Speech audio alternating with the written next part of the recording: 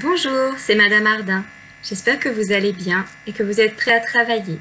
Nous allons commencer la classe de maths de ce matin. Dans cette classe, il y aura tout d'abord des exercices réservés au CE1 avec des révisions sur les petites additions sans les poser et les décompositions. Je ferai ensuite une partie commune où on reverra comment trouver le résultat d'une soustraction sans la poser. Puis, nous travaillerons sur la comparaison de deux nombres à 3 chiffres. Et je terminerai avec les CE2 sur trouver le nombre juste avant et le nombre juste après. C'est parti! Viens apprendre avec moi aujourd'hui. Viens apprendre avec moi aujourd'hui ce que tu auras besoin pour demain. Ce que tu auras besoin pour demain. Et nous commençons tout de suite cette classe avec la partie des CE1. Nous allons trouver le résultat de cette opération sans la poser. 23 plus 34. Pause. Pour trouver le résultat de 23 plus 34, il fallait additionner les deux chiffres des unités, c'est-à-dire 3 et 4, ce qui faisait 7. Puis on additionnait les deux chiffres des dizaines, 2 et 3, ce qui faisait 5. Le résultat est donc 57. Deuxième opération à effectuer sans la poser. 61 plus 38. Pause. J'additionne donc toujours les chiffres des unités. 1 plus 8 égale 9. 6 plus 3 pour le chiffre des dizaines, cela faisait 9 également. Le résultat de cette opération était donc 99. Nous allons maintenant lire et décomposer ce nombre. Je vous laisse déjà le lire. Pause. Ce nombre se lit 289. Vous allez maintenant le décomposer sur votre cahier ou sur votre feuille avec la méthode qui utilise les zéros, celle où on entend chaque mot. Donc 289, vous entendez déjà la décomposition. Pause. Dans 289, nous retrouverons 200 plus 80 plus 9. Tout simplement, il n'y a pas de piège. Même exercice avec ce nombre. Nous commençons par le lire. Pause. Ce nombre se lit 755. Et maintenant, je vous laisse le décomposer. Pause. 755 sera égal à 700 plus 50 plus 5. Je termine la partie réservée au CE1 par le début d'une nouvelle leçon de géométrie. J'ai affiché sur l'écran une figure géométrique que nous n'avons pas encore étudiée, mais que certainement vous connaissez. Comment appelle-t-on cette figure? Il y a un endroit où c'est écrit dans le document, ça n'est pas forcément fait exprès. Comment appelle-t-on cette figure? Pause. Donc, la réponse que j'attendais est un cercle, hein, et pas un rond, parce qu'effectivement, on parle de rond quand on est petit, à la maternelle, même des fois jusqu'en CP, mais là, j'aimerais qu'on utilise le vrai vocabulaire de géométrie. Cette figure est un cercle. Et je vais maintenant poser une deuxième question qui va nous permettre de réviser une autre de nos leçons de géométrie que nous avons déjà faites. Un cercle est-il un polygone? Donc, on doit se souvenir de ce qu'est un polygone. Nous avons déjà fait une leçon qui s'appelle les polygones. Peut-on se rappeler de cela? Et ensuite répondre à la question, est-ce que c'est oui ou non un polygone? Pause. Dans la leçon sur les polygones, nous avons vu qu'un polygone était une figure géométrique qui était fermée, ce qui est bien le cas de notre cercle, et tracée à la règle, et seulement à la règle. C'est-à-dire que tous les côtés du polygone sont tracés à la règle et sont donc bien droits.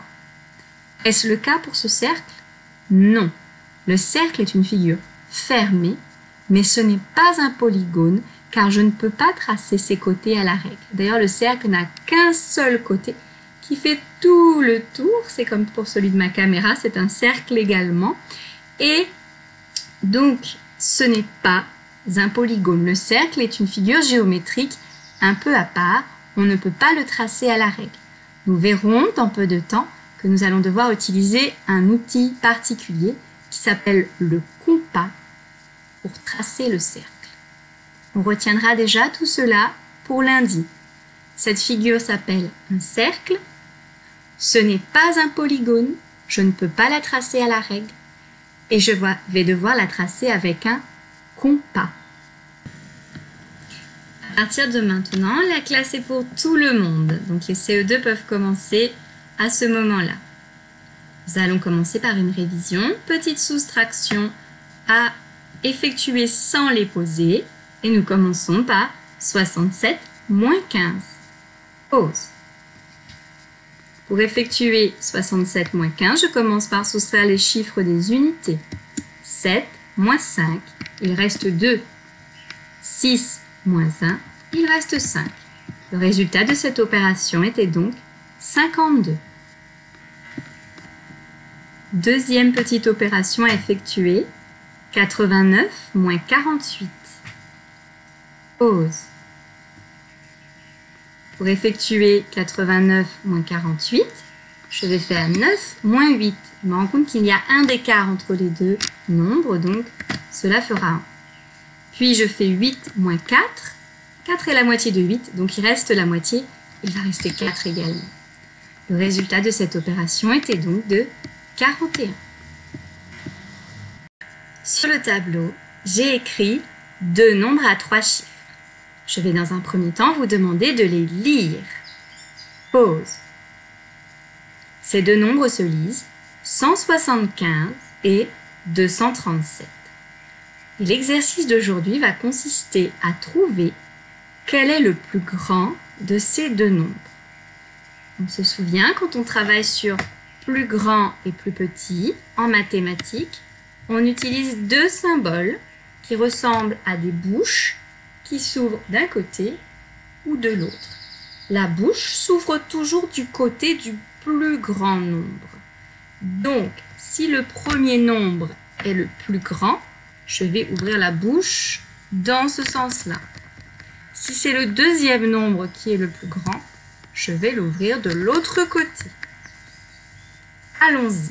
Entre 175 et 237, qui est le plus grand ? C'est l'exemple, je vais donc vous expliquer comment il faudra faire.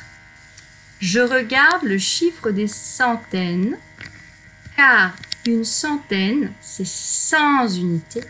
C'est donc plus grand que les dizaines qui ne font que 10 unités. Et c'est bien sûr encore plus grand que les unités qui valent juste un petit cube.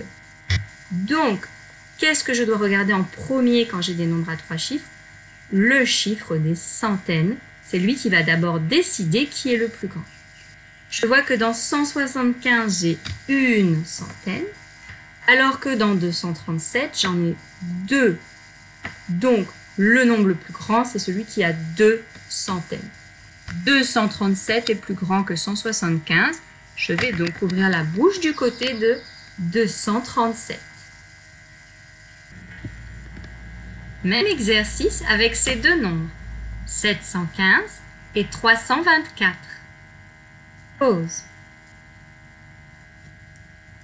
Je vois que dans 715, il y a 7 centaines et dans 324, il y en a 3. Celui qui a le plus grand nombre de centaines est 715. Je vais donc ouvrir la bouche du côté de 715. Voici les deux nombres suivants. 618 et 518. Pause. Dans 618, je vois qu'il y a 6 centaines, alors que dans 518, il n'y en a que 5. 618 est le nombre le plus grand. Les nombres suivants sont 432 et 466. Mais il va se passer quelque chose. Si je regarde bien, je vais me rendre compte que nous avons le même chiffre des centaines. Un 4 ici et un 4 là. Pour réussir à trouver qui est le plus grand, il faudra regarder le chiffre des dizaines. Je vais l'entourer pour vous et vous allez chercher qui est le plus grand. Pause. Alors, avez-vous trouvé? Le chiffre des dizaines qui est le plus grand est 6, entre 3 et 6. C'est donc 466 qui sera le nombre le plus grand.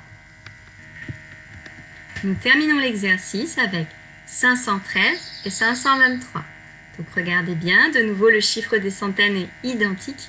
Il faudra regarder où il y a le plus de dizaines. Pause. Il y a plus de dizaines dans 523 car il y en a 2. Alors qu'il n'y en a qu'une dans 513. Le nombre le plus grand est donc 523. La partie CE1 s'arrête ici. Je continue maintenant avec seulement les CE2. Par contre, vous noterez bien qu'à la fin de la vidéo, j'ai mis la réponse d'un exercice que vous avez dû faire certainement chez vous jeudi, qui était dans les exercices à faire, qui était une suite numérique à compléter de 10 en 10. Donc la réponse est à la fin, tout à la fin de la vidéo. N'hésitez pas à aller la regarder si vous êtes en CE1. Avec les CE2, je continue sur la même consigne.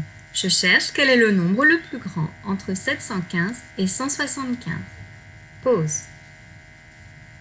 Je vois que 715 a 7 centaines, alors que 175 n'en a qu'une. C'est donc 715 qui va être le nombre le plus grand. On ne se fie pas au fait que ce sont les mêmes chiffres. Ils ne sont pas dans le même ordre, ils n'ont pas la même valeur. Attention. Même travail avec 222 et 220. Mais encore une fois, c'est un cas particulier. Attention, il y a le même chiffre des centaines, il y a le même chiffre des dizaines. Il va falloir maintenant regarder le chiffre des unités, c'est-à-dire ici le 2 et ici le 0. Pause. 2 est plus grand que 0.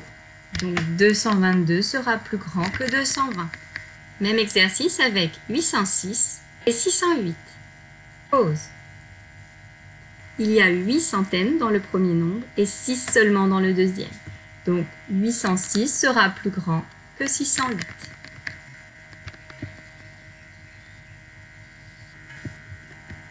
Nous terminons avec 683 et 686. Pause. Dans ces deux nombres, le nombre de centaines est le même et le nombre de dizaines est le même également. Je vais donc regarder le chiffre des unités. Dans 683, il s'agit de 3 et dans 686, il y a 6 unités. 6 est plus grand que 3. Je vais donc mettre 686 comme étant le plus grand nombre. Pour finir la séance d'aujourd'hui, nous reprenons l'exercice, le nombre juste avant et le nombre juste après. Et nous commençons avec 719. Pause. Le nombre juste avant 719 est 718. Et le nombre juste après est 720. On change de dizaine, on n'oublie pas après un 9. Deuxième nombre à faire, 850. Pause. Le nombre juste avant 850 sera 849. On fait aussi attention là au changement de dizaine. Et le nombre juste après est 851. Nombre suivant, 599. Pause. Le nombre juste avant 599 est 598. Et attention, le nombre juste après, nous changeons de centaine, c'est le nombre 600. Nous passons à 399. Pause. Le nombre avant 399 est 398. Le nombre juste après est le nombre 400.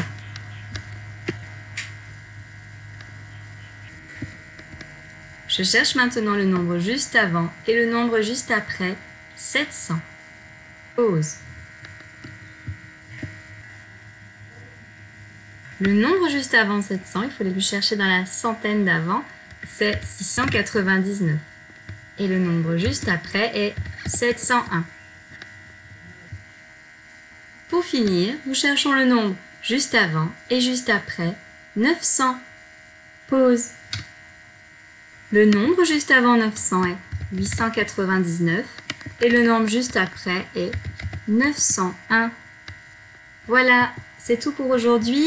Dans quelques secondes, vous allez voir s'afficher la réponse de l'exercice qui était à faire hier sur un cahier ou sur une feuille au sujet des suites numériques de 10 en 10. Il s'agissait de compléter cette suite numérique en allant de 10 en 10. Pour les CE1, j'avais demandé 6 nombres. Vous arrêterez donc bien à 90. La partie des CE1 s'arrêtait là. Et les CE2 devaient aller jusqu'à 130. Donc il fallait bien comprendre qu'ajouter une dizaine, c'est compter de 10 en 10. Et donc à chaque fois, on augmente le nombre de dizaines. Et quand on arrive à 90, il y a 9 dizaines. Je vais augmenter, je vais obtenir 10 dizaines. Et on les voit bien, les 10 dizaines dans 100. Parce que 100, cela fait 10 dizaines. Voilà, vous pouvez mettre la vidéo en pause si vous voulez prendre le temps de corriger votre exercice et de recopier. Sinon, c'est tout pour aujourd'hui pour les mathématiques. On se retrouve tout à l'heure pour le français.